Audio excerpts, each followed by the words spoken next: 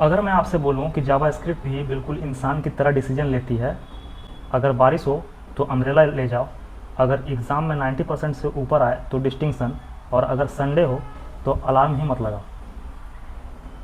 Exactly इसी तरह JavaScript भी कंडीशन के बेसिस पर डिसाइड करता है कि कौन सा कोड रन होगा और कौन सा नहीं।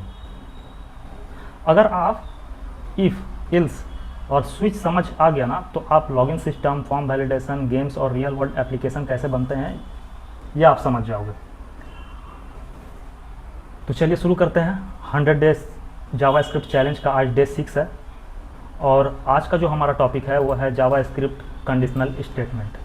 तो समझते हैं पहले कि कंडीशनल स्टेटमेंट होता क्या है। कंडीशनल स्टेटमेंट का सिंपल सा मतलब होता है कि अगर कंडीशन ट्रू है तो ये कोड रन करो, वरना कुछ और कोड रन करो। रियल लाइफ एग्जांपल से अगर इसको समझें तो अगर ट्रैफिक सिग्नल ग्रीन है तो चलो, अदरवाइज रुक जाओ। जावास्क्रिप्ट भी एग्जैक्टली इसी लॉजिक पे काम करता है। अगर एग्जांपल के थ्रू समझें तो सपोज हमने एक वेरिएबल क्रिएट किया लेट एज इक्वल टू 20। अब हमें ये चेक करना है कि कोई पर्सन वो वोट देने के लिए एलिजिबल है या नहीं। इसको अगर कोड के थ्रू हमें एग्जीक्यूट करना है तो उसके लिए हम लोग यूज़ करेंगे कंडीशनल स्टेटमेंट। इसका जो सिंटैक्स होता है कंडीशनल स्टेटमेंट का वो कुछ ऐसा होता है। अगर हम इफ़ कंडीशन की सिर्फ बात करें, इसको अभी आप भूल जाओ, ठीक है। चलो अभी मैं सिर्फ इफ़ स्टेटमेंट की बात कर रहा हूँ। तो इसका जो सिंटैक्स होता है वो होता है कि इफ़ और पैरेंथेसिस ओपन एंड क्लोज होगा, और इसके अंदर वो स्टेटमेंट लिखते हैं जिसके बेसिस पे जावास्क्रिप्ट डिसीजन लेगा कि ये ट्रू है या फॉल्स, और फिर उसके बाद क्या कोड एग्जीक्यूट करना है वो इस ब्लॉक के अंदर हम लोग लिखते हैं।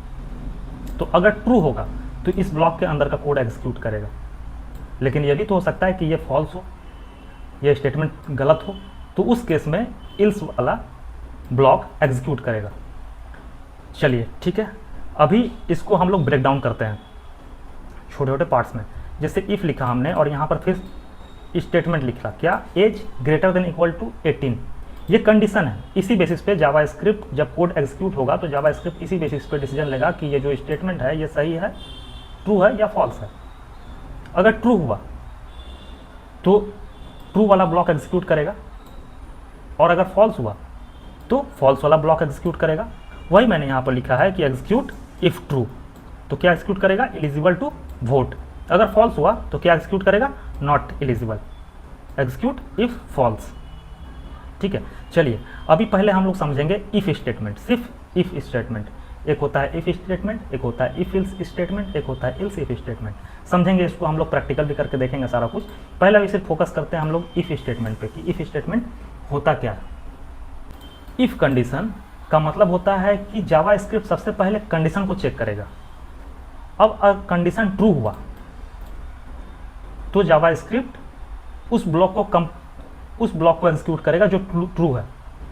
अब अगर कंडीशन ट्रू होता है तो इफ के अंदर का कोड एग्जीक्यूट होगा।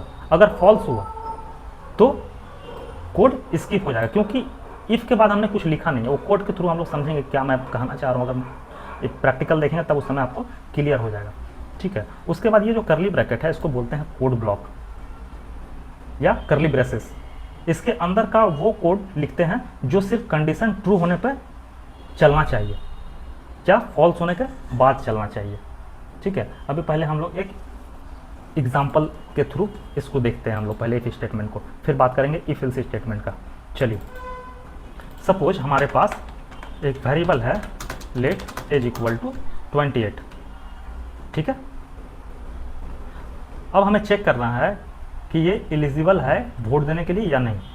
तो इसका जो सिंटैक्स होता है वो कैसा होता है, इफ के बाद पैरेंथेसिस, और इसमें हम लोग लिखेंगे एज ग्रेटर देन या इक्वल टू 18। अगर एज 18 से बड़ा होगा या 18 के बराबर होगा दैट मीन्स वो पर्सन वोट के लिए एलिजिबल है, ठीक है। चलिए अब इफ का ब्लॉक क्रिएट करेंगे और यहाँ हम लोग लिखेंगे console.log क्या एलिजिबल टू वोट। चलिए इसको एग्जीक्यूट करके देखते हैं क्या आता है। कंसोल हमने देखा, ठीक है। देखिए आ रहा है एलिजिबल टू वोट। क्यों आया, क्योंकि ये स्टेटमेंट ट्रू हो गया। एज 18 से बड़ा है। अगर मैं इसको 18 कर दूं तो भी देगा क्या, एलिजिबल टू वोट। क्यों, एज जो है वो 18 के बराबर है। लेकिन अगर मैं 18 से कम कर दूं यानी 17 कर दूं, दैट मीन्स क्या हुआ, ये स्टेटमेंट रॉन्ग हो गया। तो अब इस केस में क्या होगा, ब्लॉक स्किप हो जाएगा। वही मैंने यहाँ पर लिखा है कि फॉल्स कंडीशन में ब्लॉक स्किप हो जाएगा। अब तो है ही नहीं इसके आगे, तो किस चीज़ को ये प्रिंट करेगा जावास्क्रिप्ट, इसके पास तो कुछ है नहीं। लेकिन अब अगर हमें चाहिए कि मुझे फॉल्स पे भी प्रिंट करना है कि नॉट एलिजिबल टू वोट, तो उस केस में हम लोग क्या यूज़ करेंगे, उस केस में हम लोग यूज़ करेंगे if else statement. If else statement क्या करता है, if run if condition is true, सबसे पहले कंडीशन चेक होता है और देखता है कि अगर कंडीशन ट्रू है तो इफ वाला ब्लॉक एग्जीक्यूट करो, और अगर इल्स है that means run if condition is false, अगर फॉल्स हुआ ना तो इल्स वाला ब्लॉक एग्जीक्यूट करो। One block, only one execute, इसका मतलब है कि दोनों ब्लॉक कभी भी एक साथ एग्जीक्यूट नहीं करेगा, या तो इफ वाला ब्लॉक एग्जीक्यूट करेगा या तो फिर इल्स वाला ब्लॉक एग्जीक्यूट करेगा। उसके बाद आता है decision, choose between two path. इसका मतलब है जावास्क्रिप्ट यहाँ डिसीजन लेता है कि कोई एक ही ब्लॉक एग्जीक्यूट करना चाहिए। मतलब जावास्क्रिप्ट दो पाथ में सिर्फ किसी एक को ही चूज करता है, या तो इफ या तो इल्स, दोनों एक साथ एग्जीक्यूट नहीं कर सकता। अब चलिए एक एग्जांपल के थ्रू समझते हैं। अब एक ये हुआ, अब मुझे चाहिए कि अगर फॉल्स हुआ तो प्रिंट हो क्या, not eligible to vote, not eligible to vote. ठीक है, तो अब क्या है, यहाँ पर स्टेटमेंट तो रॉन्ग हो रहा है। यहाँ पर age greater than equal to 18, that means क्या है कि 17 जो है वो 18 से छोटा है, तो ये तो स्टेटमेंट रॉन्ग हो गया। तो इस इफ वाले ब्लॉक के अंदर ये नहीं जाएगा, ये जाएगा किसके ब्लॉक के अंदर, ये जाएगा इल्स वाले ब्लॉक के अंदर। चलिए देखिए क्या प्रिंट होता है, नॉट एलिजिबल टू वोट। ठीक है, अगर मैं इसको 22 कर दूं तो क्या हुआ, ये कंडीशन इफ वाला कंडीशन ट्रू हो गया। अब क्या प्रिंट होगा, eligible to vote, eligible to vote. ठीक है, तो ये हो गया if else condition, if else statement. ठीक है, चलिए अब नेक्स्ट चलते हैं, else if statement. Else if statement होता क्या है, कभी कभी एक से ज़्यादा कंडीशन होता है तब यूज़ होता है इल्स इफ। फॉर एग्जांपल, अगर किसी स्टूडेंट का मार्क्स 90 नंबर से ज़्यादा है या 90% से ज़्यादा है तो उसको हम लोग ग्रेड ए में रखते हैं। 75% से अगर ज़्यादा है तो ग्रेड बी, 50% से ज़्यादा है तो ग्रेड सी, और उससे अगर कम है 50% से तो उसको हम लोग फेल कंसीडर करते हैं अभी फ़िलहाल। ठीक है, तो चलिए इसका एक प्रैक्टिकल एग्जांपल हम लोग देखते हैं, फिर आपको ज़्यादा क्लियर होगा। सपोज एक वेरिएबल क्रिएट करते हैं मार्क्स इक्वल टू 82। ठीक है, अब एक ब्लॉक स्टार्ट करते हैं, यहाँ पे स्टेटमेंट लिखते हैं marks greater than equal to 90। If condition का ब्लॉक console.log ग्रेड ए। ठीक है, उसके बाद क्या है, अगर कोई 75% से किसी स्टूडेंट का मार्क्स ज़्यादा है तो else if marks greater than equal to 75, else if का ब्लॉक, उसके बाद console.log ग्रेड बी। ठीक है, मैं इसी को कॉपी पेस्ट करता हूँ फिर से, marks greater than and equal to 50 then grade C. उसके बाद इल्स, इसके बाद जो भी है उसको हम लोग फेल कंसीडर कर रहे हैं। ठीक है, फेल। अब यहाँ पर देखिए कि मेरे पास मल्टीपल कंडीशन है, एक से ज़्यादा कंडीशन है, तो सिर्फ इफ़ या इल्स से तो सॉल्व होगा नहीं है, इसीलिए बनाया गया इल्स इफ। अगर इफ़ है, ठीक है, अगर ये कंडीशन ट्रू हो गया, ये स्टेटमेंट सही हो गया, तब तो यहाँ एग्जीक्यूट कर जाएगा। लेकिन मुझे तो मल्टीपल कंडीशन चेक करना है कि सपोज हो सकता है कि किसी स्टूडेंट का मार्क्स 75% से ज़्यादा हो, किसी स्टूडेंट का 50% से ज़्यादा हो, और कोई स्टूडेंट होंगे जो फेल होंगे। तो उस केस में हम लोग यूज़ करते हैं इल्स इफ कंडीशन।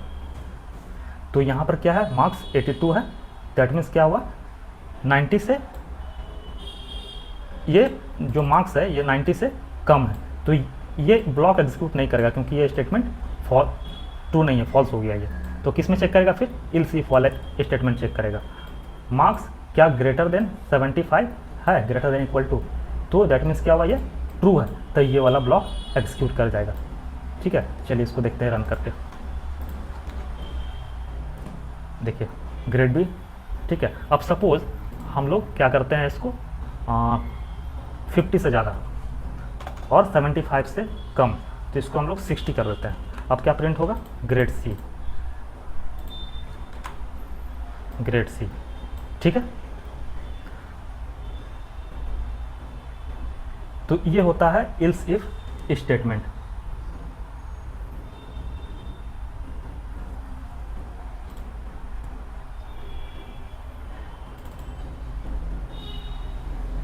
इसी को मैंने लिखा है कि इल्स इफ मल्टीपल कंडीशन लिख सकते हैं, एक ही प्रोग्राम में मल्टीपल कंडीशन लिख सकते हैं। Top to bottom, top to bottom, यही होता है इल्स इफ स्टेटमेंट। यही मैंने यहाँ पर लिखा है कि इल्स इफ मतलब मल्टीपल कंडीशंस हम लोग चेक कर सकते हैं। उसके बाद है टॉप टू बॉटम, इसका मतलब है कि जावा स्क्रिप्ट कंडीशन को हमेशा ऊपर से नीचे चेक करता है, हर कंडीशन एक एक करके चेक होता है। अगर जहाँ पे वो ट्रू मिला वो लाइन एग्जीक्यूट कर जाएगा, उसके अंदर का ब्लॉक एग्जीक्यूट कर जाएगा। फर्स्ट ट्रू, यही मैंने यहाँ पे लिखा है कि फर्स्ट ट्रू का दैट मीन्स है कि जैसे ही ऊपर से नीचे की तरफ वो एग्जीक्यूट कर रहा है और जैसे ही पहला कंडीशन उसको ट्रू मिलता है ना, वो वहाँ पर स्टॉप हो जाता है, फिर वो आगे चेक करना बंद कर देता है। वही मैंने लिखा है यहाँ पर स्टॉप्स फर्दर चेकिंग। और इल्स का है कि अगर कोई भी कंडीशन ट्रू ना हुआ तो इल्स वाला ब्लॉक एग्जीक्यूट होता है। इसमें डिफ़ॉल्ट ब्लॉक भी कहते हैं इसको। अब यहाँ पर क्या हुआ कि अगर इसमें से कोई भी कंडीशन मैच नहीं कर रहा है तो वो फेल वाला में जाएगा। अगर मैं यहाँ पर 40 कर दूँ तो इसमें से कोई भी कंडीशन मैच नहीं हो रहा है। 40 तो 50 से ज़्यादा नहीं है, ना 75 से ज़्यादा, ना 90 से ज़्यादा है, तो ये क्या हो गया, इल्स वाले पार्ट में चला जाएगा। तो वही मैंने यहाँ पर लिखा है कि अगर कोई भी कंडीशन मैच नहीं हुआ तो वो इल्स वाले ब्लॉक को एग्जीक्यूट करेगा और यहाँ पर वो रुक जाएगा। ठीक है, अब देखिए क्या प्रिंट होता है यहाँ पर। इसको सेव करता हूँ, फेल, ठीक है, क्योंकि इसमें से कोई भी कंडीशन मैच नहीं हुआ। चलिए अब हम लोग देखते हैं स्विच स्टेटमेंट, कि स्विच स्टेटमेंट का यूज़ कब करते हैं। पहले एक और चीज़ हम लोग को देखते हैं कि नेस्टेड इफ। हम लोगों ने पढ़ा इफ़ स्टेटमेंट पढ़ा, एल्स इफ स्टेटमेंट पढ़ा, इल्स इफ स्टेटमेंट पढ़ा, एक होता है नेस्टेड इफ। चलिए इसको एग्जांपल के थ्रू समझते हैं। सपोज हमारे पास लेट एज इक्वल टू 20 है, ठीक है, और let equal to has license equal to true है।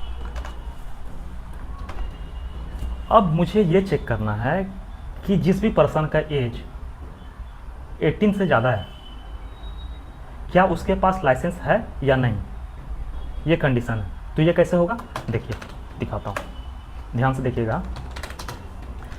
तो पहले हम लोग इफ़ स्टेटमेंट चेक करेंगे, age greater than equal to 18, ठीक है।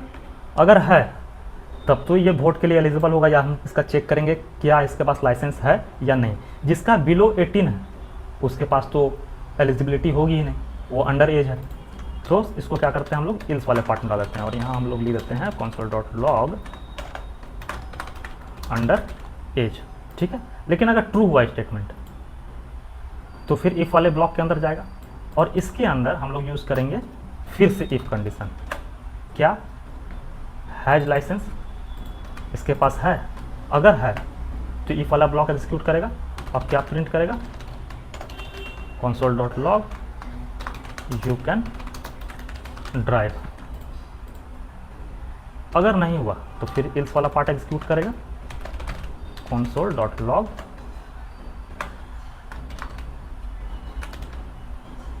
लाइसेंस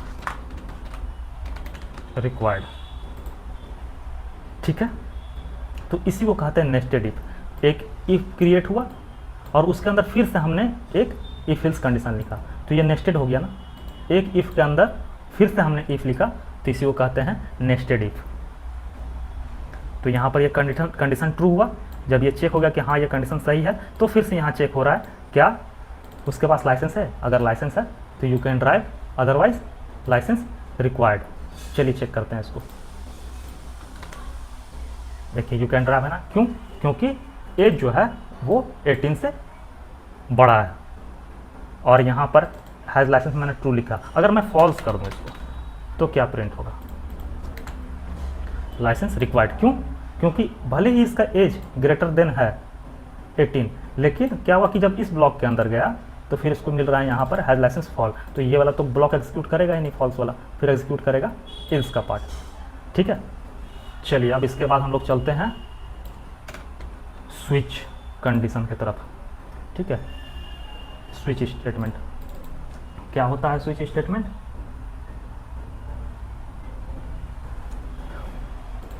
स्विच स्टेटमेंट क्या होता है? यहाँ जावा स्क्रिप्ट एक वैल्यू को मल्टीपल केस के साथ कंपेयर करता है।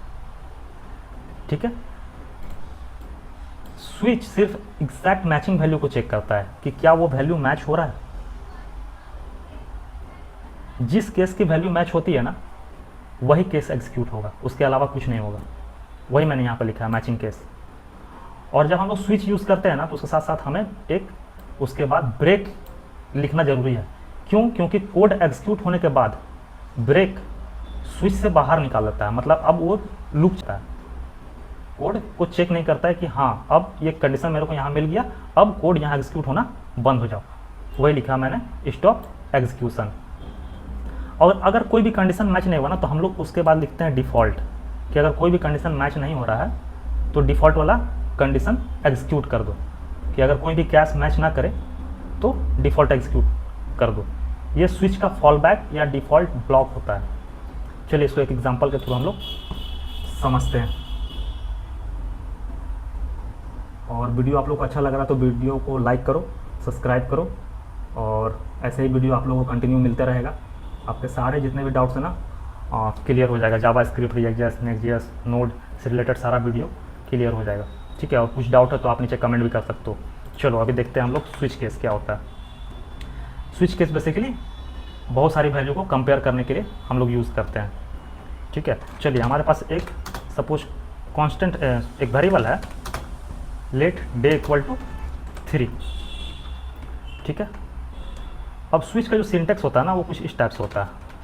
स्विच पैरेंथेसिस, उसके बाद इसका ब्लॉक।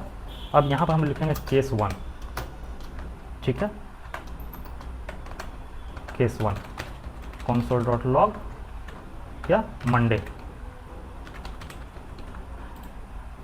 इस पैरेंथेसिस में वो वैल्यू डालेंगे ना जिसका केस के साथ मैच करना है। जैसे ये डे, इसको ही हमें चेक करना केस के साथ कि मैच कर रहा है या नहीं।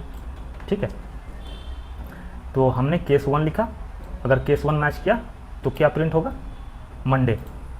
सेम इसी टाइप से केस 2 अगर मैच हुआ तो क्या प्रिंट होगा? ट्यूसडे। अगर केस 3 मैच हुआ तो वेडनेसडे।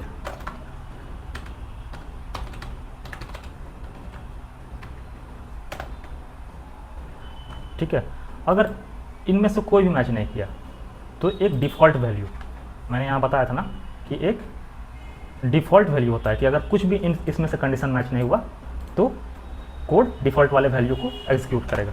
तो वही लिखते हैं यहाँ पर डिफ़ॉल्ट, और यहाँ पे console.log इनवैलिड डे। ठीक है, अब मैंने ये सारा केसेस लिखा, लेकिन उसके साथ साथ एक मैंने चीज़ कहा था कि सब जो भी स्टेटमेंट लिखेंगे ना, हर एक केस के बाद ब्रेक देना जरूरी है। तो हम लोग यहाँ पर ब्रेक डालते हैं। मैं यहाँ पर ब्रेक नहीं डाल रहा हूँ। अब आप देखना कि क्या होगा। अगर 3 ये केस 3 मैच कर रहा है, ये भी एग्जीक्यूट करेगा और इसके बाद वाला लाइन भी एग्जीक्यूट करेगा। क्यों? क्योंकि मैंने ब्रेक यहाँ पर नहीं डाला है। ठीक है, चलिए टेस्टिंग करते हैं। देखिए अब यहाँ पर वेडनेसडे भी एग्जीक्यूट किया और इसके बाद वाला भी कंडीशन एग्जीक्यूट कर दिया, लेकिन केस तो सिर्फ मैच कर रहा है केस 3 में, तो हमने यहाँ पर ब्रेक नहीं दिया इस वजह से। अभी चलिए हम लोग ब्रेक दे दिए। अब देखिए क्या होता है, सिर्फ वेडनेसडे एग्जीक्यूट किया। तो जब स्विच केस को जहाँ पर कंडीशन ट्रू हो जाता है, उसके बाद वो ब्रेक अगर हमने दिया है तो वो कोड वहीं स्टॉप हो जाता है। उसी चीज़ को मैंने यहाँ लिखा है कि जहाँ भी ब्रेक मिलेगा कोड एग्जीक्यूशन स्टॉप हो जाएगा और वो इस ब्लॉक से बाहर निकल जाएगा, स्विच के ब्लॉक से बाहर निकल जाएगा। तो इसीलिए ब्रेक देना बहुत ज़रूरी है। ठीक है, चलिए अब इसके बाद हम लोग देखते हैं व्हेन टू यूज़। अब हमने इतने सारा कंपैरिजन ऑपरेटर कंडीशनल स्टेटमेंट को पढ़ा। अब हम लोग देखते हैं व्हेन टू यूज़। अब हम लोगों ने अलग अलग कंडीशनल स्टेटमेंट को पढ़ा। इफ़ स्टेटमेंट पढ़ा, इफ़ एल्स स्टेटमेंट पढ़ा, एल्स इफ़ स्टेटमेंट पढ़ा, नेस्टेड इफ पढ़ा, स्विच स्टेटमेंट पढ़ा हमने। लेकिन कब कहाँ पे किसका यूज करना है ये समझना बहुत ज़रूरी है। तो when to use, if condition जब कंपेयर करना हो या रेंज चेक करना हो तब इफ का यूज करते हैं। जैसे greater than, less than, greater than equal to, less than equal to, या मल्टीपल कंडीशंस हो तो उसके लिए हम लोग क्या करेंगे, इफ यूज करेंगे। ठीक है, स्विच कब यूज करेंगे कि जब एक ही वैल्यू को मल्टीपल एग्जैक्ट वैल्यू से कंपेयर करना हो, तब स्विच बेस्ट ऑप्शन है। ठीक है, क्योंकि यहाँ पर तो हमको एग्जैक्ट वैल्यू चाहिए था ना, जैसे यहाँ चेक कर रहे हैं तो हमें एग्जैक्ट वैल्यू चाहिए था। यहाँ पर तो हम कंपैरिजन किसी से कर नहीं रहे हैं, ठीक है, या कंडीशन चेक नहीं कर रहे हैं। ठीक है, यहाँ पर हमको एग्जैक्ट मैच चाहिए। यहाँ पर तो हम लोग कंडीशन नहीं चेक कर रहे हैं कि कोई किसी से बड़ा है या छोटा है। जैसे हम लोग एज चेक कर रहे थे, 18 से बड़ा है या छोटा है। तो जब अगर कंडीशन की बात हो या किसी कंपेयर करने की बात हो तो वहाँ पे हम लोग क्या करेंगे, इफ़ यूज़ करेंगे। और अगर हमें एग्जैक्ट वैल्यू चाहिए, ठीक है, तो स्विच बेस्ट ऑप्शन होता है। यह मैंने लिखा है एग्जैक्ट वैल्यू मैच। ठीक है, अब उसके बाद है इफ़। ये रेंज कंपैरिजन के लिए होता है। यहाँ पर लिखा ना age greater than equal to 18। अगर रेंज कंपैरिजन करना है तो इफ़ यूज़ करना बेस्ट है। ठीक है, उसके बाद है स्विच, वही सेम है जो हमने लिखा। स्विच को यूज़ करते हैं हम लोग, या डे 1 है, डे 2 है, या डे 3 है। एक और एग्जांपल मैं स्विच का आपको दे के दिखाता हूँ ताकि आपको क्लियर हो जाए। सपोज यहाँ पर ना मैं लिखता हूँ, सपोज यहाँ पर मैं लिखता हूँ सिग्नल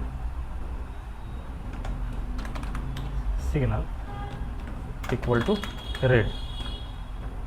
अब इस सिग्नल को यहाँ, क्योंकि इसके थ्रू ही हमें केस चेक करना है, ठीक है, तो अब यहाँ पर देंगे केस क्या है। अगर ग्रीन हुआ, अगर केस ग्रीन हुआ तो गो, अगर केस येलो हुआ तो स्लो डाउन।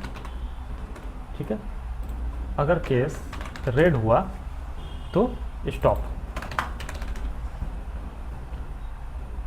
और इसके बाद डिफ़ॉल्ट में इनवैलिड सिग्नल। ठीक है, तो यहाँ पर क्या है, ये केस थर्ड वाले से मैच करेगा तो हमें क्या दिखेगा कंसोल में, स्टॉप। क्या है, स्टॉप, है ना। अगर येलो कर दें तो येलो स्लो डाउन आएगा। ठीक है, स्लो डाउन। तो ऐसे काम करता है स्विच स्टेटमेंट। ठीक है, उसके बाद क्या है, कॉमन मिस्टेक्स।